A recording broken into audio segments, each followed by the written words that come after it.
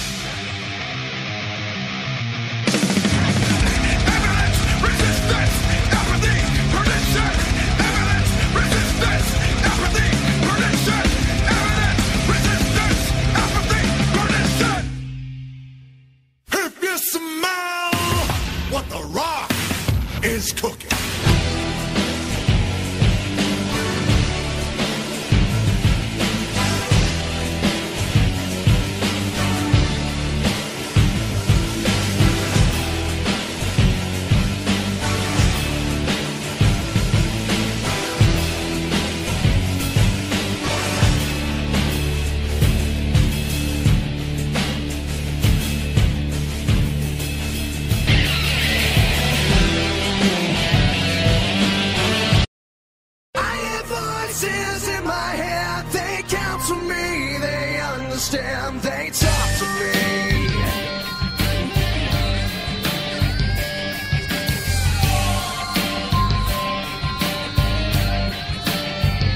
You got your rules and your religion, all designed to keep you safe. But when rules start getting broken, you start questioning your faith. I have a voice that is my savior, hates to love and loves to hate.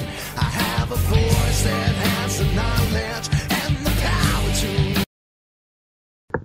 Hello ladies and gentlemen, welcome back to the WWE Wrestling Talk Show with Lisa Rock Jones and Sean Randy Smith. And we're here to once again bring you a 2-in-1 special as we head back to New York for round 4 of NXT TakeOver Brooklyn and SummerSlam. Yes, and the NXT pay-per-view in question is NXT TakeOver Brooklyn 4. Both of which will be coming at us from the Barclays Center for the 4th time. And probably final time because in about 8 months we return to New York yet again for WrestleMania. We do indeed. But we shall kick off this weekend's action with NXT TakeOver Brooklyn 4, which takes place Saturday evening at the Barclays Center, and we have 5 matches scheduled to take place. We do.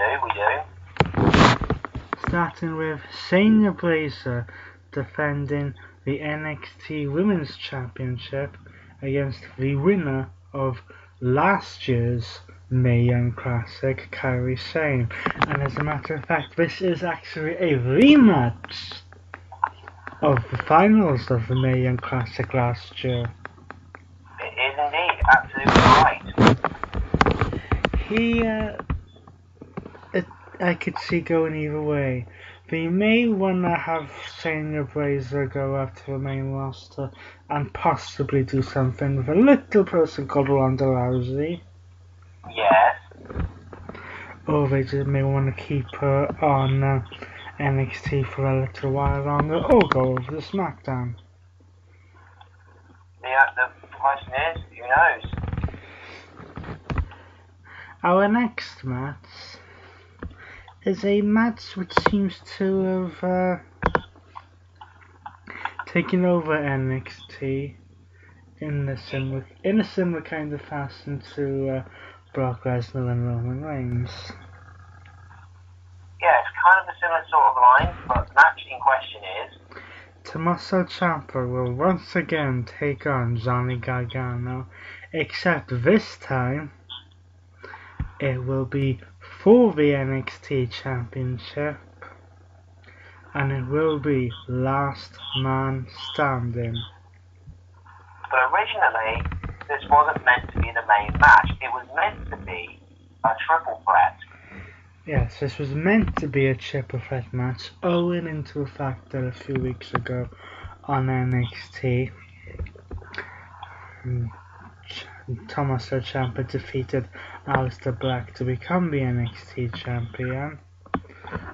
However, at a live event, Aleister Black suffered, I believe it was a groin injury. Yes, so in the following week on NXT, he was found laid out at the end of the show backstage. Thanks to a little group called the Undisputed Era. Yes, so thank you to them. Not. Speaking of the Undisputed Era, their leader, Adam Cole, Baby. will take on Ricochet for the NXT North American Championship. This match, I believe, could go either way. You've got two gifted athletes, but realistically, I would love to see Ricochet walk out as the NXT North American champion. Possibly, but Adam Cole hasn't really had it for too long. No. Next, the Undisputed Era's Kyle O'Reilly and Roderick Strong will defend the NXT Tag Team Championships against Mustache Mountain and Tyler Bate and Trent Seven. Now, during the United Kingdom Championship tournament, which we did highlight in a spoiler, Mustache Mountain did in fact defeat the Undisputed Era to become the NXT Tag Team Champions, only to lose the titles back to the Undisputed Era 2 nights later on the taping. So how do you see it going this time? It's a difficult one. I mean, do they send up the Undisputed Era as a 2-man team or a 3-man team? At the end of the day, it's up to the board to decide that one. The Undisputed Era have dominated pretty much the past year and a half or so as tag team champions. Yes. So, Especially after they won quite a role. and in the final match, the Velveteen Dream will take on Ethan Carter III or EC3. Who's in the top 1%? Yes, I have no idea how to call. Same. I have no idea how this is going to go as well. I mean, this match could go either one or two ways. Well, there's only 2 people in it. Got that right. So, in a couple of minutes, we shall move on to the main dish, what some people would describe it as. Definitely. And that would be SummerSlam. Yeah, so join us in a couple of minutes for the biggest party of the summer.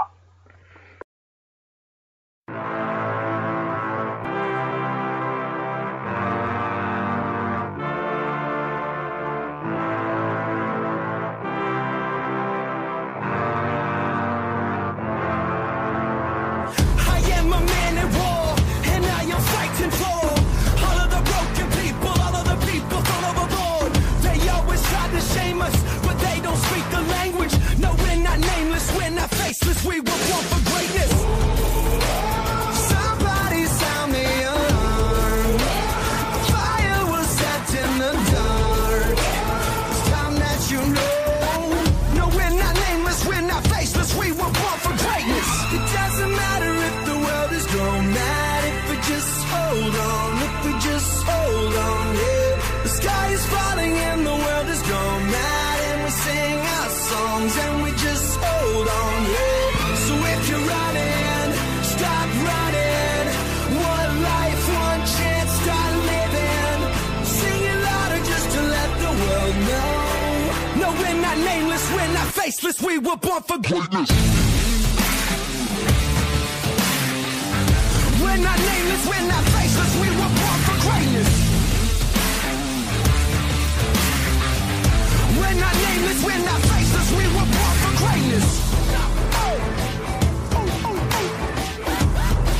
I'm reckless, because I'm relentless. They spit on my face and crush on my name and taking my life in vengeance. Yeah, you could try and blame us and try and take what's sacred, but we're not nameless, we're not faceless. We were born for greatness. Somebody sound the alarm. Fire was set in the dark. It's time that you know. No, we're not nameless, we're not faceless. We were born for greatness. It doesn't matter if the world is going mad. If we just hold on, if we just hold on, yeah. The sky is falling and the world is going mad. And we sing our songs and we just hold on, yeah. So if you're running, stop running. One life, one chance, start living. Sing it louder just to let the world know. No, we're not nameless, we're not faceless. We were born for greatness. We're not nameless, we're not faceless. We were born for greatness. we're not faceless, we were born for greatness. Somebody sound the alarm. It's time that you know. It doesn't matter if the world is going mad, if we just hold on, if we just hold on, yeah. Sing it louder just to let the world know. No, we're not nameless, we're not faceless, we were born for greatness. No, we're not nameless, we're not faceless, we were born for greatness. No, we're not nameless, we're not faceless, we were born for greatness.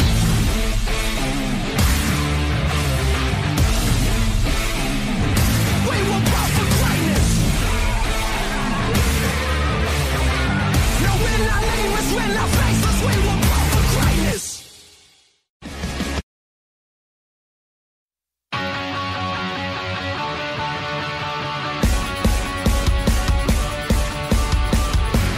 Red alert, time, shine a light down.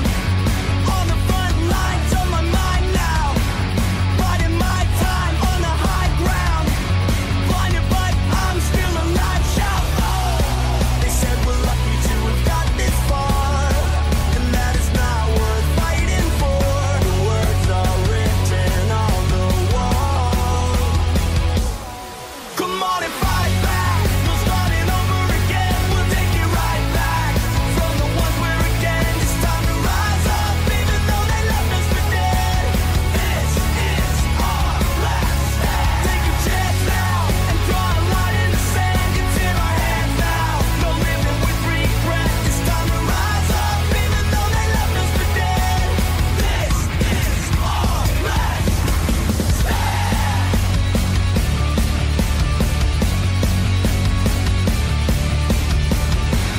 Fretting what's right on my heel, sweat on my skin, pins and needles.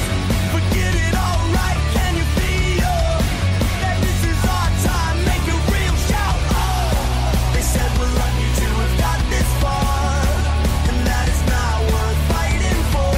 The words are written on the wall.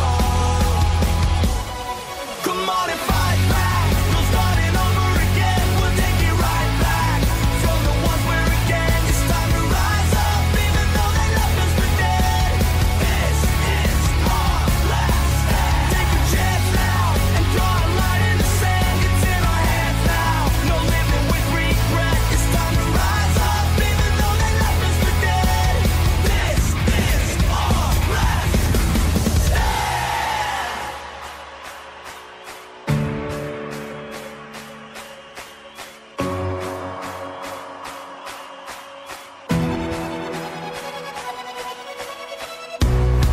They said we're lucky to have got this far, and that it's not worth fighting for. The words are written on the wall.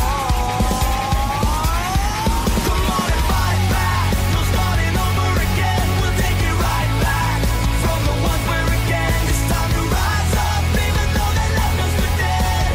This is our last stand. Take a chance now and draw a line in the sand. It's in our hands now, no living with regret. It's time to rise up, even though they left us for dead. This is our last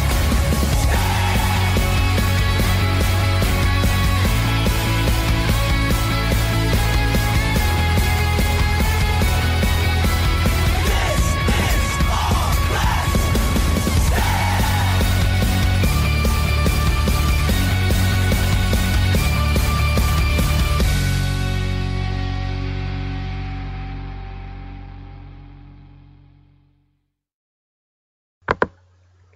And we are back for the biggest party of the summer, SummerSlam. Well, it is definitely the most biggest party of the summer, that's for sure. Especially when we've got all these matches to go through. Yes, we have 13 matches in total to go through, and some major storylines and possibilities to discuss as well. So we shall jump straight in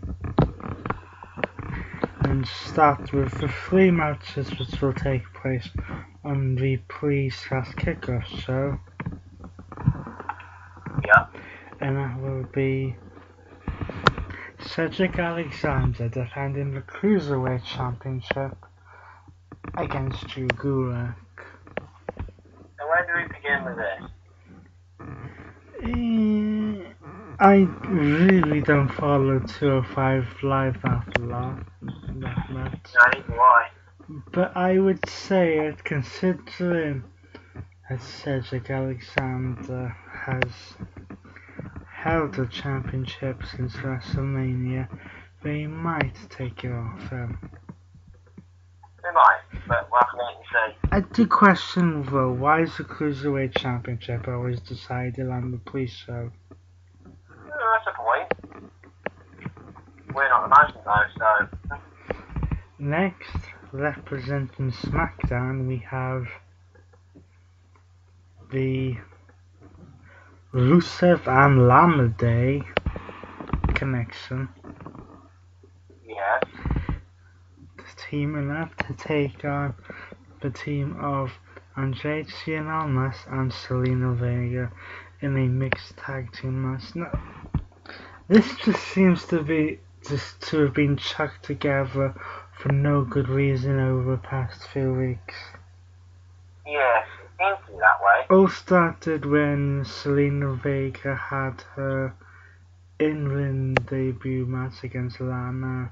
Aiden English got involved, then they started jumping back and forth, leading to this. Yeah. Then we go to the third pre-show match, which is really the only pre-show match I have interest in and could be put onto the main card, but probably not, is the B Team defending the Raw Tag Team Championships against the Revival. Yeah. No, exactly. See where you're going with this. We all know what happened at Extreme Rules. The B Team got extremely, no pun intended, Of course. lucky and picked up the Raw Tag Team Championships. They are unbeaten as a team at the moment. Correct. They defeated the Deleted Worlds in the rematch on the Raw. Correct. Then they picked up another victory in a triple threat tag team match, which also featured a Revival this past Monday on Raw. Correct. Which has led to this match because it was Bray Wyatt who was pinned in that match and not any member of the Revival. But don't forget, the Revival recently turned face on this past Monday's edition of Monday Night Raw. I would personally call the B Team the face team. But anyway, now on to the main course. For what feels like the 10th gazillionth time, Roman Reigns will challenge Brock Lesnar Oh God. for the Universal Championship. Now, this match can go in one of almost 10 different directions, which we will get into in a little while once we've gone through the rest of the card. Yes. Then we have, staying with the Raw side of things, Alexa Bliss going up against the baddest woman on the planet, Ronda Rousey, for the Raw Women's Championship. Now, Another match which could go several different ways, but recent events may have altered WWE's plans slightly. yes, as you mentioned at the very start of the show. As we go over to SmackDown, AJ Styles will defend the TNA World Championship against Samoa Joe. Yes, the reason why we say TNA Yes, and if you'd told me about 10 years ago that they would face each other over the WWE Championship in what is arguably WWE's second biggest pay-per-view of the year, I'd have thought you were going nuts. It turns out it's true. Next we have, sticking with SmackDown, some tag team action which could be a death sentence for certain people. Yeah. The Blood Brothers will put their SmackDown tag team titles on the line against the New Day. So what will probably be an execution. yes, I've said it all along that Sanity seems like the logical choice to go against the Bludgeon Brothers, but the way that they've been treating Sanity, it just baffles me. Same. I couldn't agree with you more. And whilst I wouldn't mind seeing the New Day as champions again because they're an entertaining act, we've seen it so long, especially when they started their year and a half reign. Yes, and to my knowledge, they will be the 5-time tag team champions if they win on Sunday. If they win, yes, and that's a big if. Next match we switch back to Raw for not a championship match, but something else on the line. Yes, a certain briefcase. Yes, after being practically murdered at Extreme Rules from being flung off the top of the cage through an announce table, Ouch. Kevin Owens wanted another shot at Braun Strowman, who knows why. Yes, heaven knows why you'd want another shot at that monster in the bank. Except this time, the Money in the Bank contract will be on the line. And there is no advantage in this match because if Strowman loses the match in any way, shape or form by pinfall, submission, count out or disqualification, he will lose the contract. So it's for Strowman, it's all or nothing, but for Kevin Owens, it's all odds in his favour. Next, we go to the Intercontinental Championship match when once again Dolph Ziggler will go up against Seth Rollins with an interesting development which we will go through in a minute when we go through each match. Again, Yeah. next we go back to SmackDown for a triple threat match between the Princess of Staten Island, Carmella, defending the SmackDown Women's Championship against Becky Lynch and Charlotte Flair. So again, this match, we'll get into more detail when we go for the other matches. Sticking with SmackDown, Shinsuke Nakamura will defend the United States Championship against the man he defeated in, 9 seconds?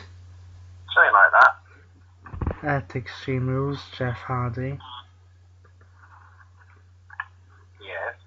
with the possibility of some outside interference. Possibility about an understatement. And then in possibly the most boring match, which we will not even bother to get into the story behind because of how the mighty have fallen. Pretty much, because that match is between Constable Corbin and Finn Balor. Yes, just all I'll say here is 2 years ago, Finn Balor was defeating Seth Rollins to be crowned Universal Champion. At this very pay-per-view. Now he's stuck in a pointless match with Corporate Kane 2.0. And a pointless storyline. Anyway, let's now go through the matches. But finally, Yes, finally. in a match 8 years in the making, Oh, yes. the match for WWE Universe has been dying to hear and wanting to see since Daniel Bryan was cleared to return to in-ring competition. He will go one-on-one with The Miz. Yes. It's definitely in the making now. Let's go over these matches in detail. So, as we jump back up to the Universal Championship match, this could go in several different directions. To 1, Paul Heyman 2. is the Money in the Bank contract, because Paul Heyman, we kind of teased that Lesnar returned on Heyman a few weeks ago. Yes. Then they did that whole thing on Raw with Heyman spraying pepper spray in Roman Reigns' eyes, as if Lesnar needs an advantage to assault a guy. As if. They could do a double swerve here though and have Heyman join Reigns. Yes. Then there's the Money in the Bank contract, where the winner could just be cast in on straight away by either Strowman or Owens. Yes. It could happen on SummerSlam or the next night on Raw. Then there's, as we jump slightly ahead, the development in the Intercontinental Championship match that could weigh in on Roman Reigns' win. It could. We all know that Dolph Ziggler has had Drew McIntyre in his corner as of late.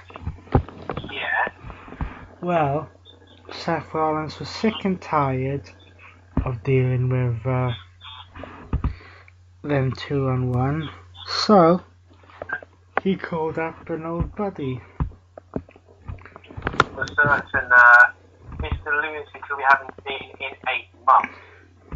Yes, Dean Ambrose will be in the corner of Seth Rollins in that Intercontinental Championship match, which also now throws in the possibility of a fully reunited Shield come the main event.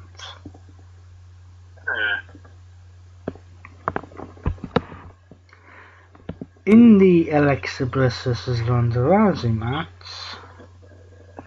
The original plan was... well, we don't know if it was the original plan, but one of the factors in this match, which has been discussed regularly, was the role that Natalya would play, whether she would turn heel on Rousey or not. However, the recent death of her father, Jim the Anvil Neidhart, has,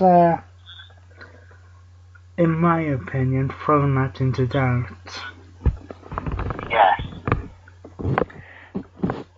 I would say though, unless, because Mickie James has been absent the past few weeks as well, unless she makes an appearance or Alicia Fox is able to do something, I would think it's a very good possibility that Alexa Bliss can kiss that championship goodbye. Couldn't agree more. Now, there isn't too much of a story with the AJ Styles Samoa Joe match, except they know each other so well. There's been a few personal jabs taken at Styles' family. Yes. I suppose the danger here is people are expecting it to be a good match, and then they end up being let down a bit like they were with the AJ Nakamura, at least their first match. Oh yeah, I see where you're going with that. There's nothing much to say with the SmackDown Tag Team Championships because that was only decided this past week on Yes. SmackDown. Well, Strowman and Owens, we've kind of been over. They've been building that up slowly, pretty much since before Money in the Bank. Yeah. Owens tried to be Strowman's friend. Strowman didn't want any of it. Strowman's been tried to kill Owens. Multiple times. Owens seems to have replaced Sami Zayn and Chris Jericho with Jinder Mahal, though. Whether he will play a factor in this match is a possibility because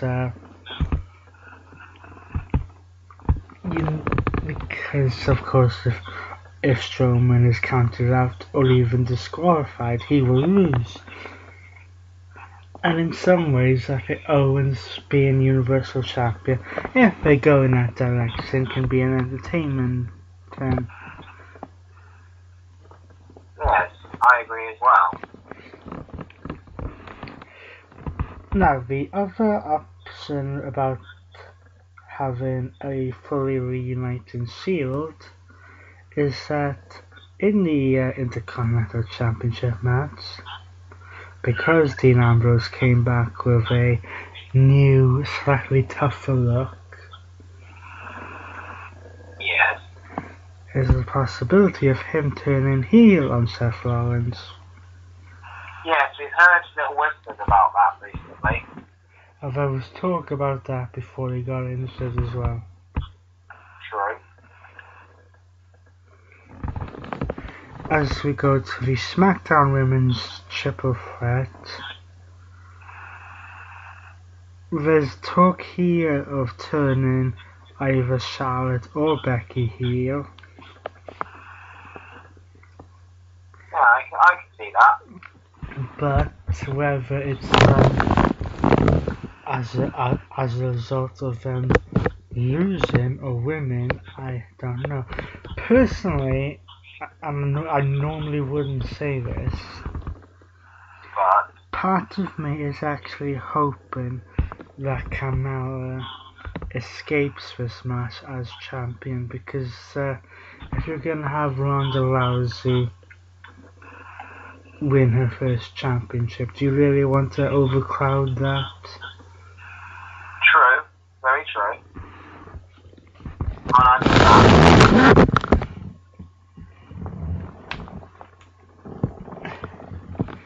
that. But there is also talk that Triple Threat match could be turned into a fatal four-way, because Asuka could be inserted at the last minute. But you never know, though. Skip over the Cruiserweight Championship match. Yep. Nakamura and Jeff Hardy. I could see myself getting involved in this match. This is another match which could be turned into a triple threat featuring Randy Orton. Yeah. And if it isn't turned into a triple threat with Orton inserted into the match, I feel confident that he will play a factor somehow. Somehow, but you never know, though. I might just jump in there with an RKO and inject myself in the match. Last time I checked, there wasn't such a thing as a Money in the States Championship briefcase. Never know, though. ETV.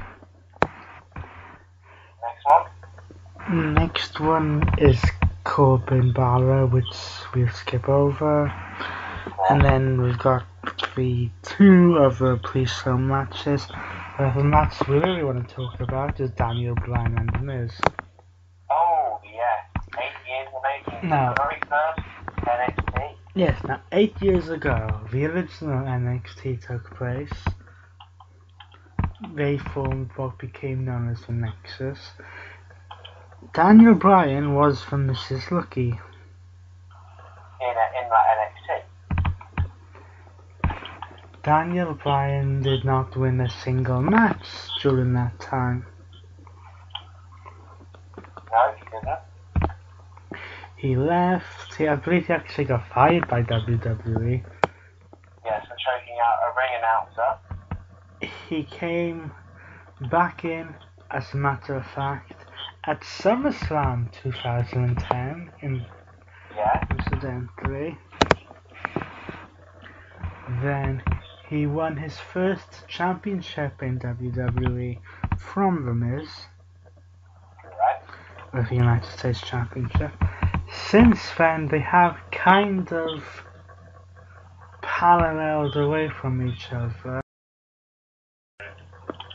Then we had that epic segment. It was about a year ago. Yeah. Oh, it was about 2 years ago actually. Yeah. In which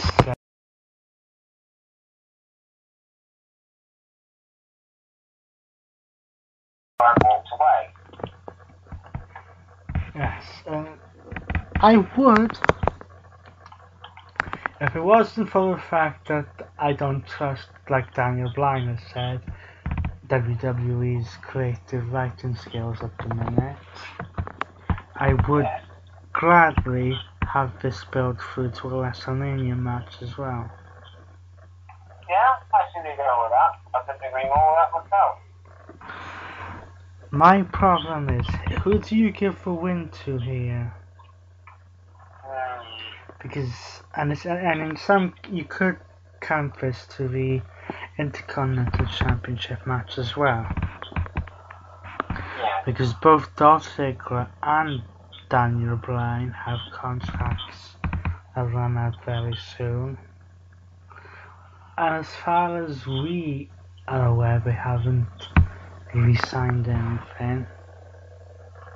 Yeah. However, on the plus side to Daniel Bryan, he seems to be doing a lot of promotional work for 2K19. Yes, that's the recent new showcase that's been announced. I don't think they'd put something like that in the game, or have him promote it if he wasn't going to stick around. Very true. So it'd be interesting to see where that goes. And it'll be interesting to see how these matches will all go with 5 hours plus a 2-hour kickoff, so Yeah. let's see, and how the entire show goes. Before we sign off, we would like to say congratulations to Mr. Glenn Jacobs, otherwise known as Kane, for being elected mayor of Knox County. Yes, congratulations to Kane. He'll be giving many of his opposition party leaders chokeslams and tombstones. So that was NXT TakeOver Brooklyn 4 and SummerSlam. So until then, he's been Reese Rock Jones and he's been Sean Randy Smith. Enjoy the biggest party of the summer and NXT TakeOver Brooklyn 4.